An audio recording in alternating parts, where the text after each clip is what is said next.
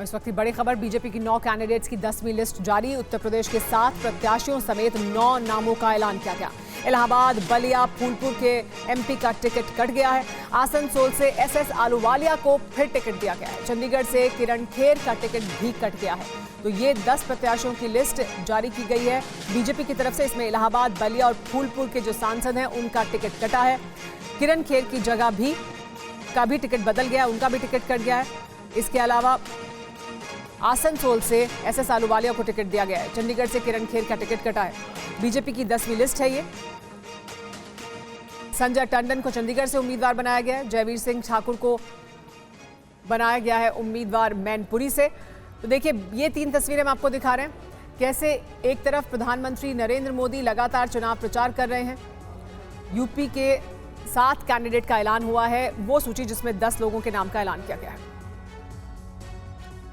BJP की 10वीं list जारी हो गई है, लेकिन कौन कहां से उम्मीदवार है इस लिस्ट के मुताबिक, आइए वो भी आपको बता देते हैं।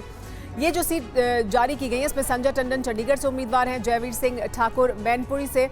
देखिए, ये दिखा रहे हैं हम आपको किसका टिकट कटा है और किसको मिला है टिकट। तो फूलपुर में जो टिकट कटा है, जो मौजूदा सांसद है, उनका टिकट कट गया है और अब प्रवीण पटेल को यहां से टिकट दे दिया गया है। केसरी देवी पटेल का टिकट कटा है। और देखिए, इलाहाबाद सीट से भी रीता बहुगुणा जोशी का टिकट कटा है और यहां से नीरज त्रिपाठी को टिकट मिल गया है, जो मौजूदा सांसद थे। कई जगह से टिकट कटे हैं। बलिया से वीरेंद्र सिंह का टिकट कटा है और यहां से नीरज शेखर को टिकट दे दिया गया है बलिया से।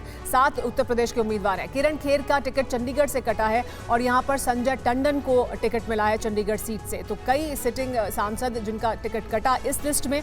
बीजेपी की ये 10वीं लिस्ट है। और इसके अलावा आपको बता दें, देखिए, ये उत्तर प्रदेश के जो नाम हैं वो आपको दिखा रहे हैं। उत्तर प्रदेश के 70 प्रत्याशियों का ऐलान हो चुका है अब तक, और इसमें जो नाम है वो किस तरह से सामने आए हैं। बीजेपी की जो 10वीं लिस्ट है उसके बाद आपको बता रहे हैं हम कि 70 प्रत्याशियों के नाम का ऐलान अब तक हो चुका है। लेकिन कहाँ नहीं हुआ है ऐलान, वो भी देख लीजिए। रायबरेली, कैसरगंज, भदोही, फिरोजाबाद और देवरिया, ये वो जगहें हैं जहां पर ऐलान अभी तक नहीं हुआ है।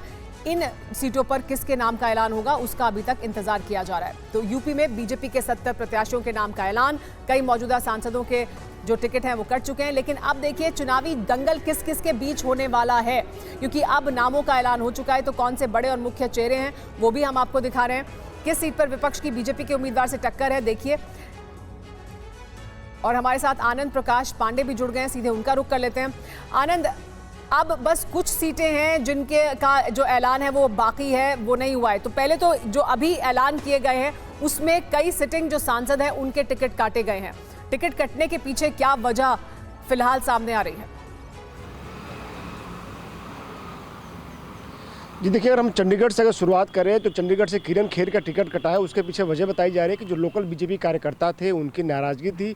उसके साथ साथ जो स्वास्थ्य था किरण खेर का, वो भी पिछले कुछ समय से बीच में काफ़ी देर समय तक वो हॉस्पिटलाइज रहती। उनका स्वास्थ्य भी उतना बेहतर नहीं था और उम्र भी उनकी अब ज़्यादा हो रही थी। तो बीजेपी ने इसलिए उनका टिकट काट दिया और उनकी जगह जो टिकट दिया है वो हिमाचल के प्रभारी रहे हैं, चंडीगढ़ बीजेपी के अध्यक्ष रहे हैं।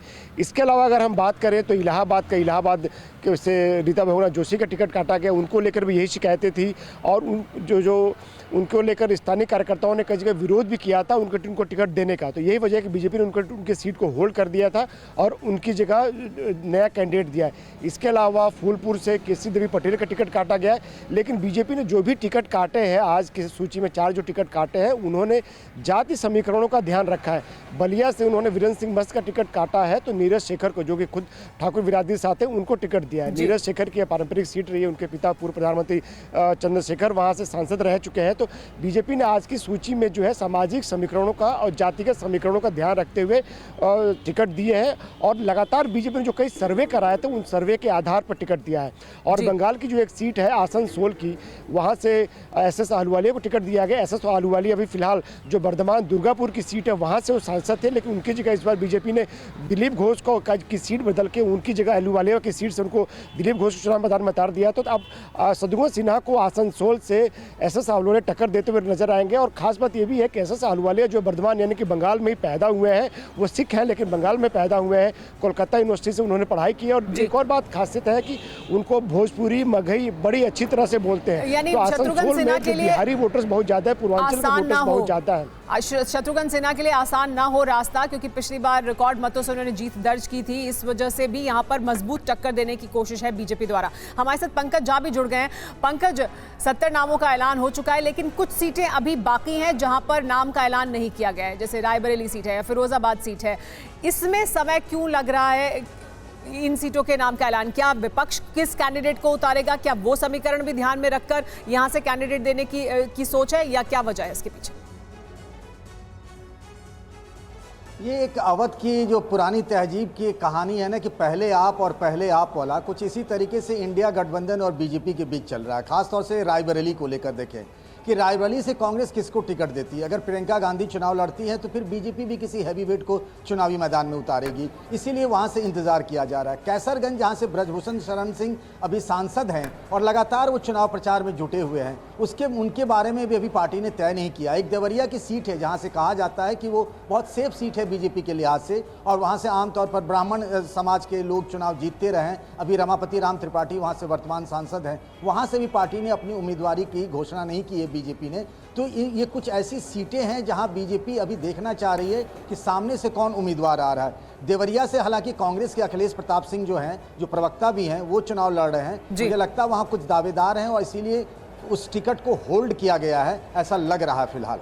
तो कुछ जहां ज्यादा दावेदार हैं इस वजह से होल्ड पर हैं, लेकिन कुछ इस वजह से भी कि अगली रणनीति क्या है उसके हिसाब से भी तय किया जाएगा। लेकिन बहुत शुक्रिया आप दोनों का जुड़ने के लिए हमारे साथ और अहम जानकारी देने के लिए। इस बीच बता दें कि चंडीगढ़ से किरण खेर का टिकट काटकर संजय टंडन को टिकट दिया गया है।